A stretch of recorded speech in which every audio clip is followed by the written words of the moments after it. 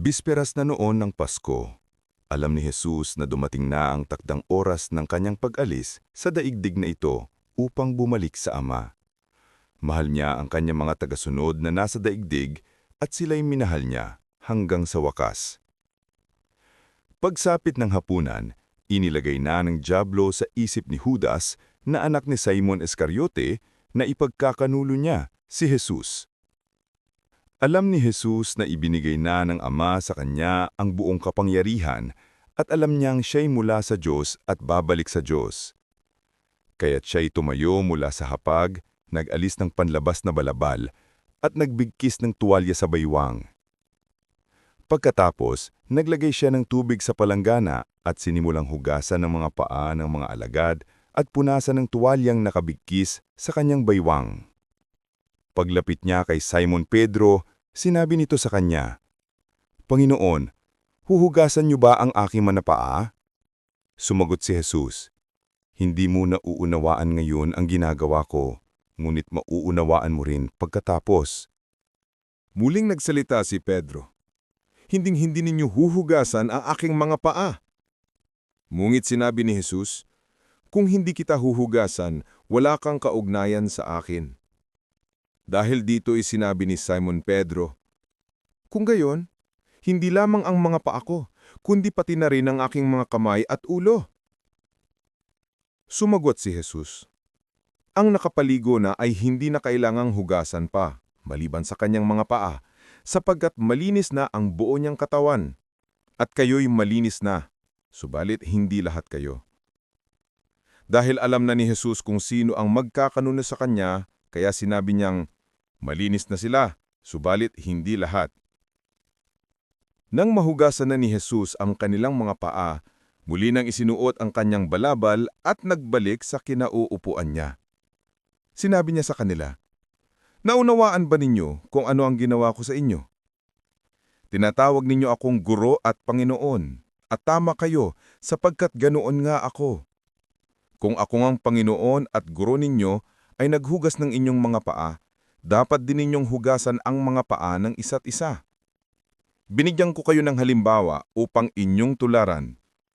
Pakatandaan ninyong, ang alipin ay hindi nakakahigit sa kanyang Panginoon, ni ang sinugo kaysa sa nagsugo sa kanya. Ngayong alam na ninyo ito, pinagpala kayo kung ito'y gagawin ninyo. Hindi kayong lahat ang tinutukoy ko. Kilala ko ang aking mga pinili. Ngunit dapat matupad ang sinasabi sa kasulatan. Ako'y pinagtataksilan ng taong pinapakain ko ng tinapay. Sinasabi ko ito sa inyo bago pa mangyari, upang kapag ito'y nangyari na, sasampalataya kayo na ako'y ako na. Pakatandaan ninyo, ang tumatanggap sa sinugo ko ay tumatanggap sa akin, at ang tumatanggap naman sa akin ay tumatanggap sa nagsugo sa akin." Pagkasabi nito, si Jesus ay labis na nabagabag at nagpahayag sa kanila, "Tandaan ninyo, ipagkakanulo ako ng isa sa inyo." Nagtinginan ang mga alagad sapagkat hindi nila alam kung sino ang kanyang tinutukoy. Katabi niyon ni Jesus ang alagad na minamahal niya, kaya't sininyasan siya ni Simon Pedro at sinabihan, "Itanong mo nga kung sino ang tinutukoy niya." Humilig ang alagad na ito sa dibdib ni Jesus at nagtanong, "Panginoon, sino po ba iyon?" "Siya ang taong aabutan ko ng tinapay na aking isinawsaw," sagot ni Jesus. Nagsawsaw nga siya ng tinapay at ibinigay iyon kay Judas, na anak ni Simon Iscariote. Nang matanggap ni Judas ang tinapay, pumasok sa kanya si Satanas. Sinabi ni Jesus kay Judas, "Gawin mo kaagad ang dapat mong gawin."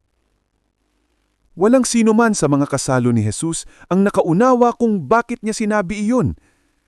Dahil si Judas ang may hawak ng kanilang salapi, akala nila ipinapabili siya ni Jesus ng kakailanganin nila sa pagdiriwang, o kaya'y pinapabigyan niya ng limos ang mga duka. Pagkatanggap ni Judas ng tinapay, kaagad siyang umalis. Gabi na noon. Pagkaalis ni Judas ay sinabi ni Jesus, "Ngayon iluluwalhatiin na ang Anak ng Tao at sa pamamagitan niya ay luluwalhatiin ang Diyos. At kapag niluwalhati na ang Diyos sa pamamagitan ng anak ng tao, ang Diyos naman ang luluwalhati sa anak, at ito'y gagawin niya agad. Mga anak, kaunting panahon na lamang ninyo akong makakasama. Hahanapin ninyo ako, ngunit sinasabi ko sa inyo ngayon ang sinasabi ko noon sa mga Hudyo, hindi kayo makakapunta sa pupuntahan ko. Isang bagong utos ang ibinibigay ko sa inyo ngayon. Magmahalan kayo. Kung paano ko kayong minahal, gayon din naman, magmahalan kayo. Kung kayo'y may pagmamahal sa isa't isa, makikilala ng lahat na kayo'y mga alagad ko. Saan po kayo pupunta, Pangunaon? Tanong ni Simon Pedro. Sumagot si Jesus, sa pupuntahan ko ay hindi ka makakasunod na yon, ngunit susunod ka pagkatapos. Sumagot si Pedro, bakit po hindi ako makakasunod sa inyo ngayon? Buhay ko may iaalay ko para sa inyo. Sumagot si Jesus, iaalay mo ang iyong buhay para sa akin? Tandaan mo, bago tumiyalaw ang manok, 3 beses mo akong ikakaila.